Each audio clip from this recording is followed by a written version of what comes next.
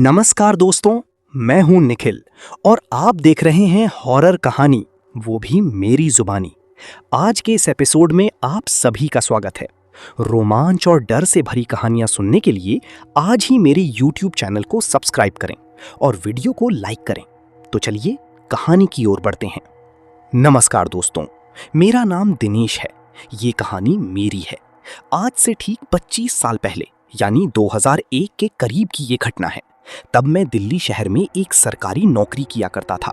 शाम को जब मैं ऑफिस से घर आया तो मुझे गांव से एक फोन आया। बेटा, तुम्हारी दादी की तबीयत बहुत खराब है और वो अपने आखिरी वक्त में पोती को देखना चाहती है। मेरी बेटी का नाम सारा है। तब मेरी बेटी बहुत ही छोटी थी, कुछ 3 या 4 साल की होगी। तो फोन आने के बाद उसी रात मैं अपनी बेटी सारा को लेकर ट्रेन से अपने गांव निकल पड़ा। दिल्ली से असम बहुत लंबा सफर था और मैं भी बहुत सालों बाद अपने गांव जा रहा था। बचपन में एक आध बार गया था, पर कब वो मुझे ठीक से याद नहीं। अब जैसे जैसे ट्रेन आगे बढ़ती चली जा रही थी, ट्रेन में सफर कर रहे लोग एक एक कर अपने अपने स्टेशन पर उतरती चली जा रही थी और अब ट्रेन में बहुत ही कम लोग बची थी। तब ट्रेन बीच में ही कहीं एक आध घंटे के लिए एक स्टेशन पर रुकी।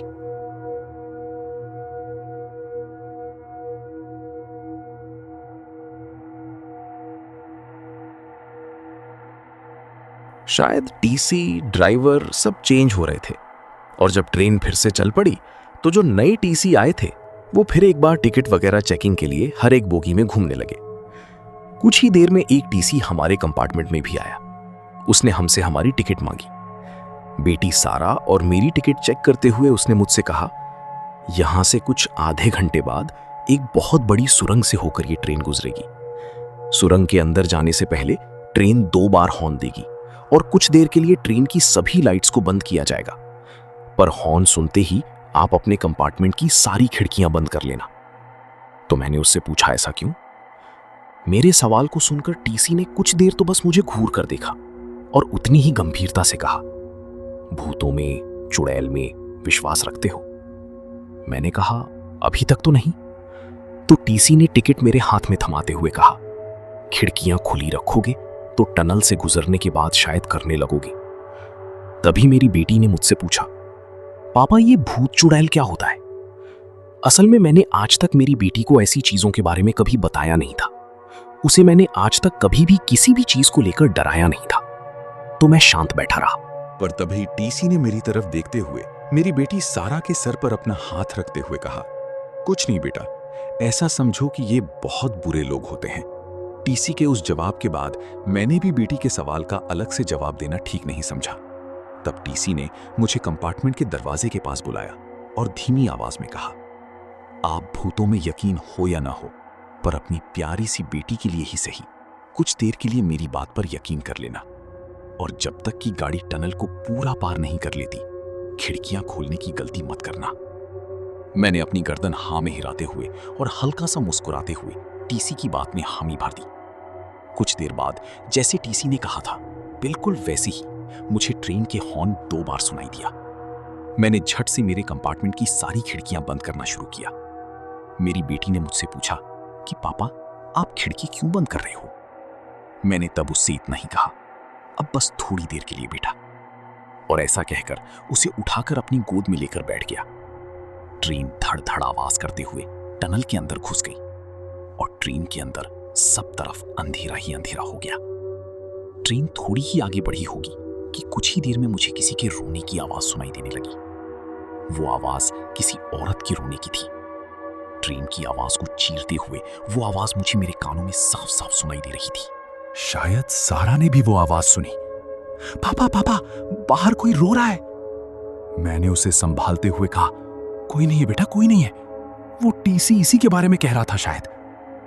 पर ना जाने कैसे मेरी बेटी उस अंधेरे में मेरी गोद से उतर गई और उसने बाहर देखने के लिए कंपार्टमेंट की एक खिड़की खोल दी। पापा सुनो, सच में बाहर कोई रो रहा है। पर उसकी खिड़की खोलते ही एक जोर का हवा का झोंका खिड़की से अंदर आया और उसके साथ ही मेरा पूरा बदन कांप उठा।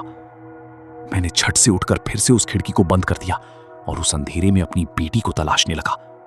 सारा, सारा।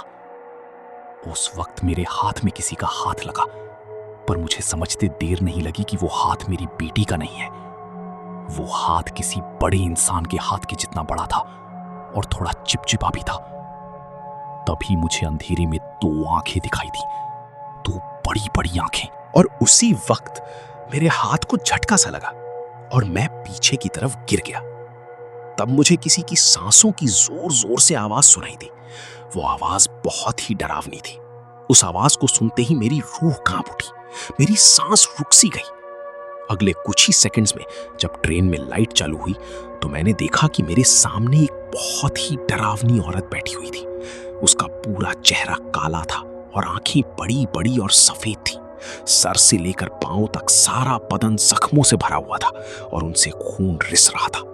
हाथ पैर के कुछ जख्म सड़ चुके थे और सबसे अजीब और दिल दहला देने वाली बात यह थी कि मेरी एकदम शांत और चुपचाप मैंने डरते हुए कहा, कौन हो तुम? मेरी बेटी को छोड़ दो। और ऐसा कहकर मैंने अपना हाथ अपनी बेटी की ओर बढ़ाया। उस औरत ने अपनी गर्दन को टेढ़ी करते हुए कहा, चले जाओ यहां से, ये मेरी बेटी है, मैं इसे लेने आई हूं, मैं इसे अपने साथ ही लेकर जाऊंगी। उसकी आवाज इतनी डरावनी थी कि मेरा बदन थर थर कांपने लगा, पर फिर भी मैं डरते डरते थोड़ा और आगे बढ़ा और उससे कहा, नहीं, ये मेरी बेटी है। सारा बेटा, तुम ठीक तो हो ना? हाँ बेटा, मेरी बात का जवाब दो, कुछ तो जवाब दो। पर सारा ने मेरी बात का कोई जवाब नहीं दिया। वो कुछ भी बोल नहीं रही थी या फिर बोलने की हालत में नहीं थी। तभी उस चुड़ैल ने कहा, मेरी बेटी सो रही है।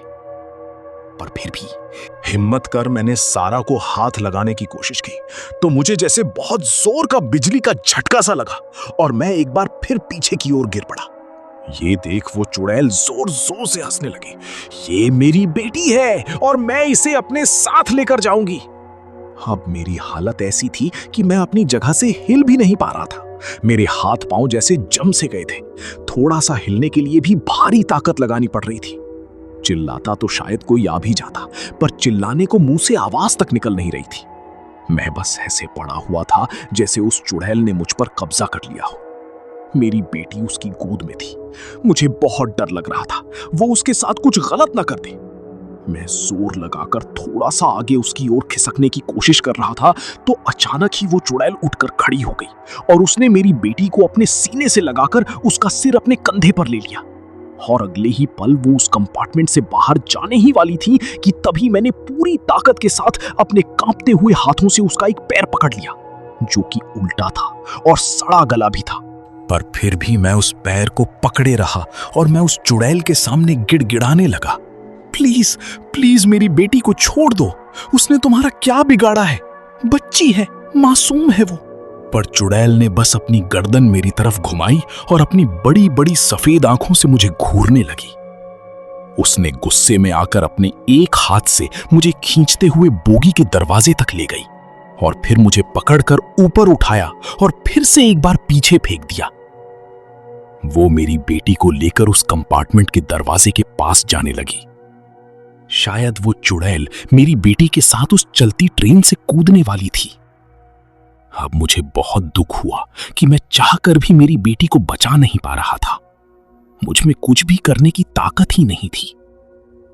वो चुड़ैल आगे बढ़ ही रही थी कि तभी मैंने एक बार फिर से जोर से अपनी बेटी को पुकारा, सारा। मेरी पुकार सुनकर आखिरकार मेरी बेटी को कुछ कुछ होश आया और उसने पहले तो मुझे देखा और फिर उस औरत की ओर देखकर बड़ी मासूमियत से उसने कहा, मम्मा। उसने मुझे नहीं बल्कि उस चुड़ैल को मम्मा कहा था। मेरी बेटी की वो आवाज सुनकर वो चुड़ैल वहीं की वहीं रुक गई। तब मैंने देखा कि उसकी आंखें सामान्य से होकर आंसुओं से भर गई थीं। मम्मा, आप मुझे। मेरी बेटी मासूम थी, उसे उस वक्त जरा भी डर नहीं लग रहा था।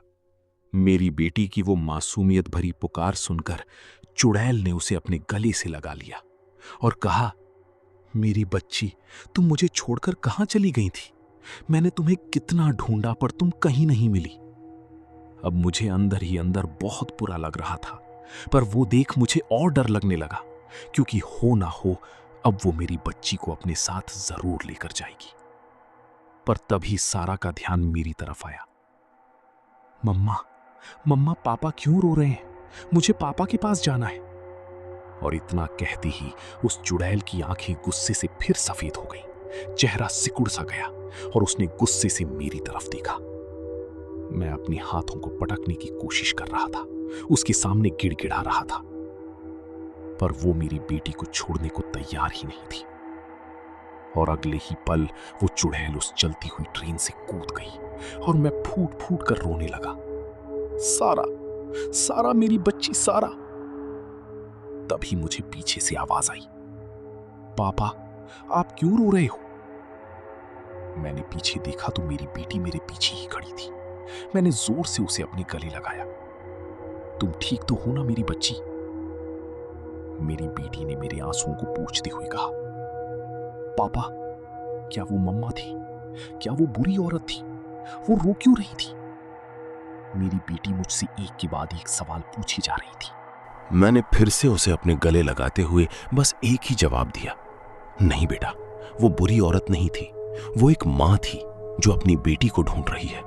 और शायद आज तुमने उस माँ के अंदर फिर से वो ममता जगा दी है। कुछ देर बाद मैंने अपने आप को शांत किया और जाकर अपने कंपार्टमेंट में बैठ गया। मेरी बेटी तब सो रही थी और मैं बहुत देर तक उसके सर को सहलाता रहा।